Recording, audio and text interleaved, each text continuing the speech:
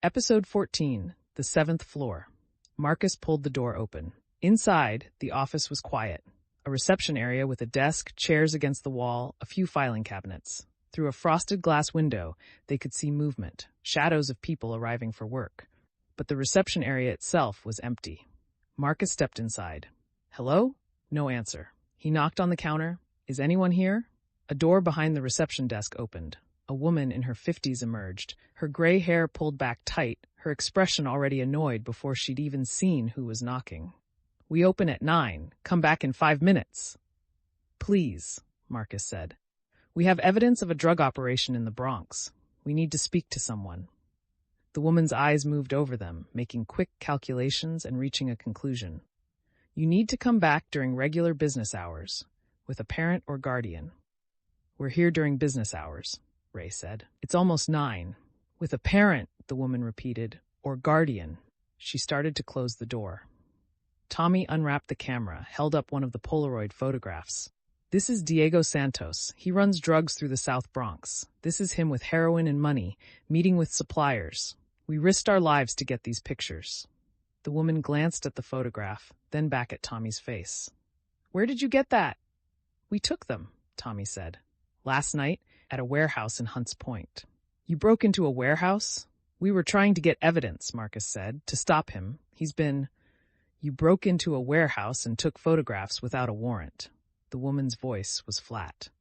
Those photographs are inadmissible, and you've probably committed several crimes yourselves. I suggest you go home and let the proper authorities handle this. The proper authorities? Miguel's voice was rough, angry. The cops in the Bronx work for Diego. That's why we came here. That's why we came to federal. I'm not discussing this with minors without their parents present.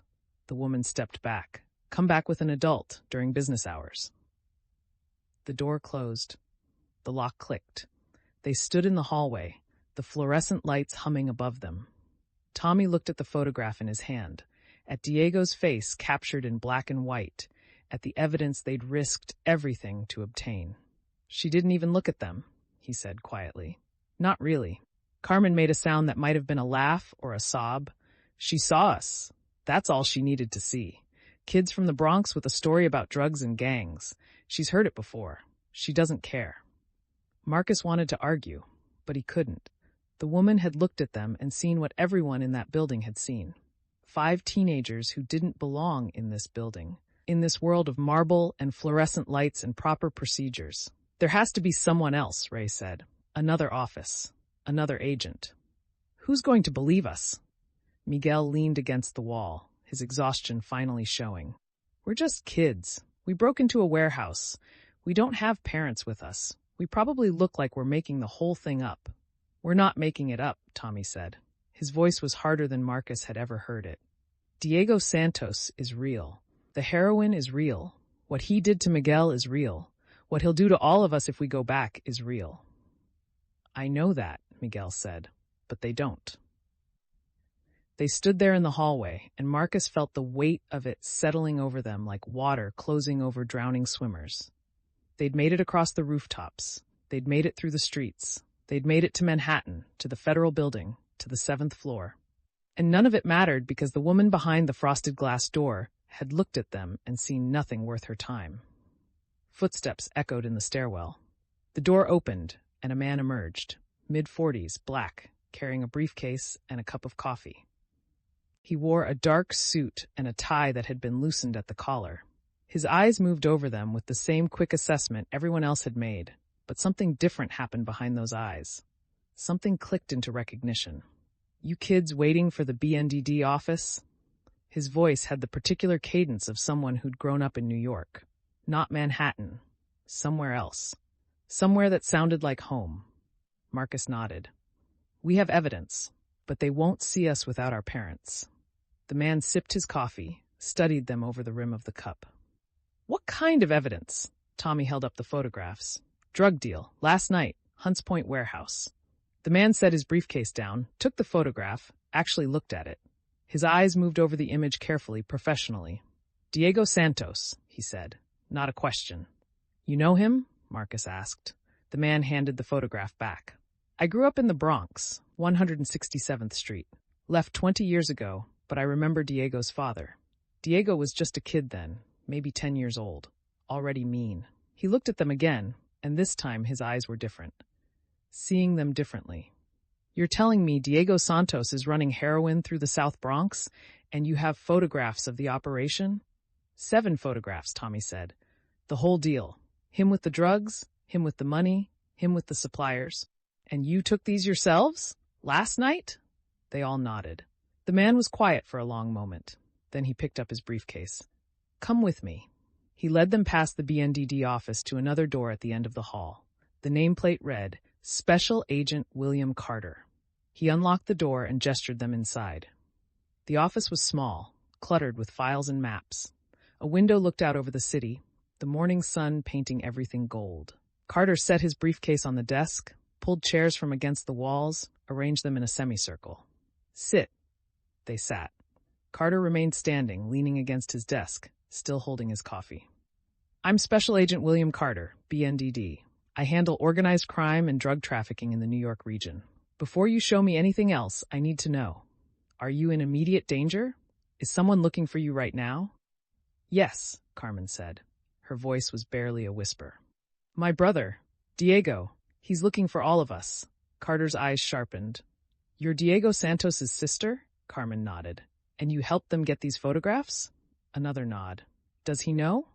Not yet, Miguel said. But he will, soon. We couldn't go home. We've been hiding since last night. Carter set his coffee down. All right, show me everything, all 7 photographs, and then tell me the whole story. Start from the beginning. Don't leave anything out.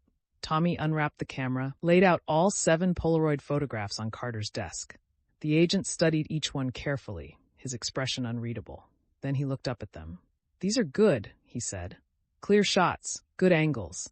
You can see faces, see the product, see the money. This is solid evidence. He paused. But you're right that you shouldn't have been there. What you did was dangerous and illegal. You could have been killed. We know, Marcus said. But Diego had Miguel. He was making him work for him. We couldn't just... I'm not saying I don't understand, Carter interrupted. I'm saying I need to know everything if I'm going to help you. So start talking. Marcus looked at his friends. Tommy nodded. Ray nodded. Miguel and Carmen were holding hands so tight their knuckles had gone white. Marcus started talking. He told Carter about Miguel and Carmen's relationship, about Diego forcing Miguel to work for him in exchange for the right to see her. He told him about the warehouse meeting, about their plan to get evidence, about Tommy on the roof and Ray behind the containers. He told him about the deal falling apart, about Ray being captured and then released, about their escape across the rooftops and through Manhattan streets. Carter listened without interrupting. When Marcus finished, the agent was quiet for a long moment. You said Ray was captured, Carter finally said, looking at Ray. What happened? How did you get away? Ray's hands twitched. They held me for a while, asked me questions, then they let me go. I don't know why. They let you go, Carter repeated. Diego Santos's crew captured you at his drug deal and then just let you go? Yes, Carter's expression was unreadable. That's unusual. The room went very quiet. Marcus felt something cold move through his chest. Carter was right. It was unusual. Diego didn't let people go. Diego didn't show mercy.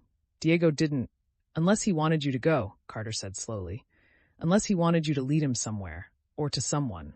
They all turned to look at Ray. Ray's face had gone pale. I didn't, Ray started. I wouldn't.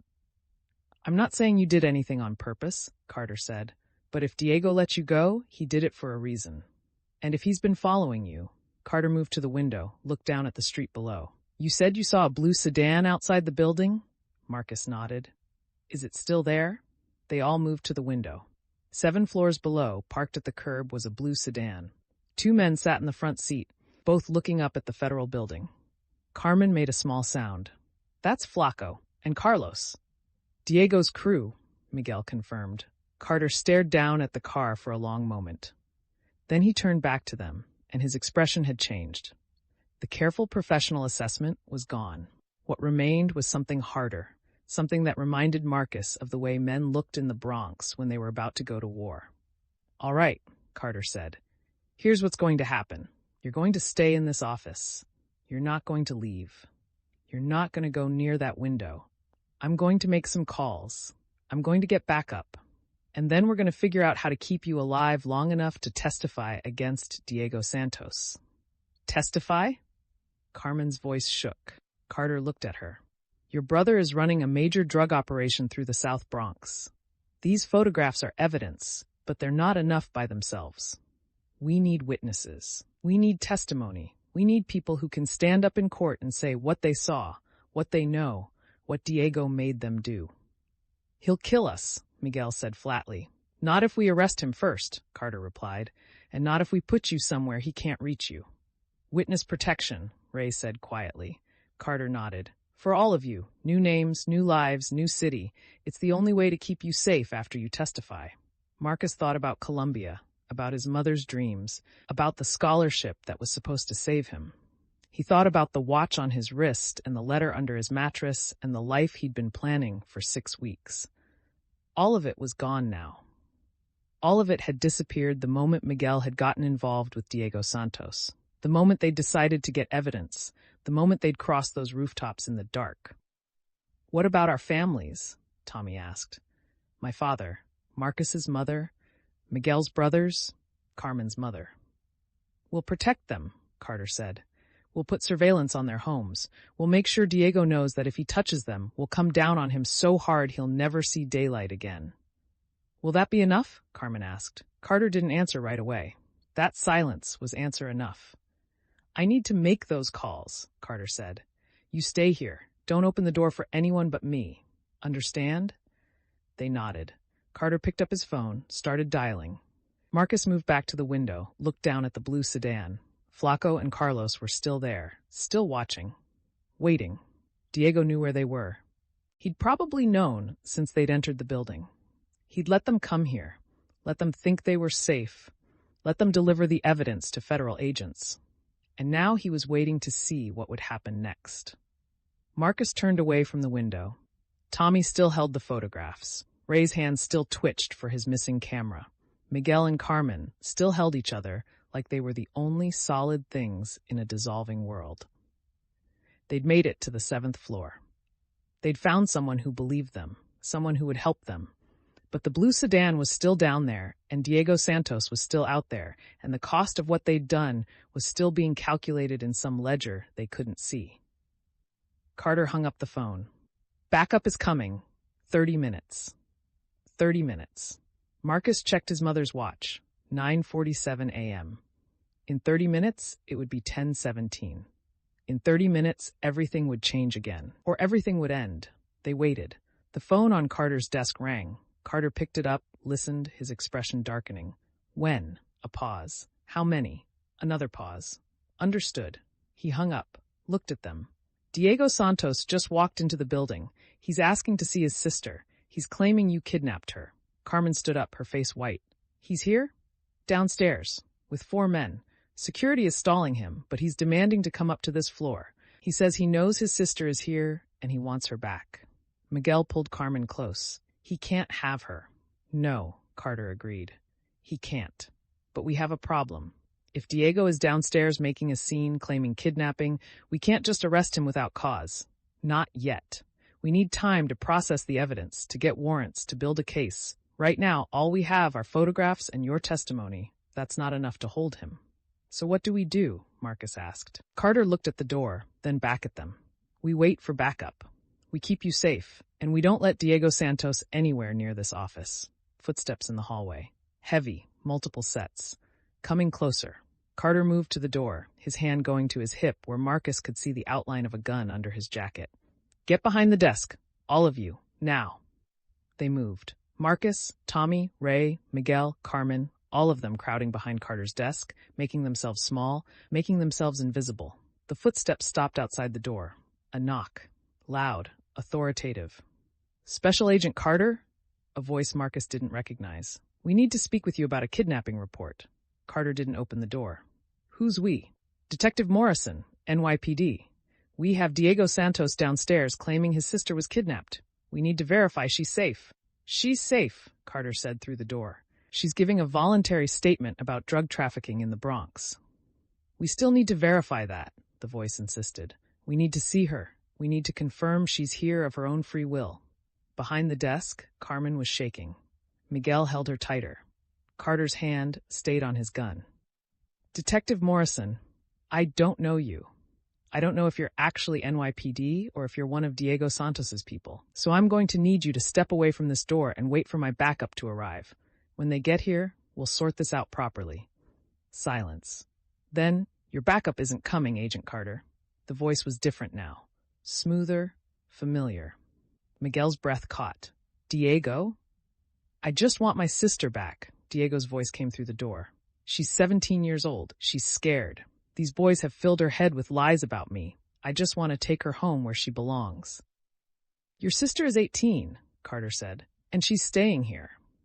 Then we have a problem, Diego said, because I'm not leaving without her. Marcus looked at his friends.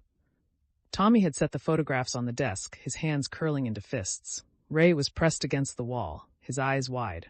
Miguel and Carmen were holding each other so tight, Marcus couldn't tell where one ended and the other began. They'd made it to the 7th floor. They'd found someone who believed them. But Diego Santos was on the other side of that door, and backup was 30 minutes away, and everything they'd risked, everything they'd survived, was balanced on whatever happened in the next few seconds. Carter's hand tightened on his gun. Mr. Santos, I'm going to need you to leave this floor. Now. Or what? Diego's voice was almost amused. You'll shoot me? In a federal building? In front of witnesses? I don't think so, Agent Carter. The doorknob turned. Carter drew his gun, and the door began to open.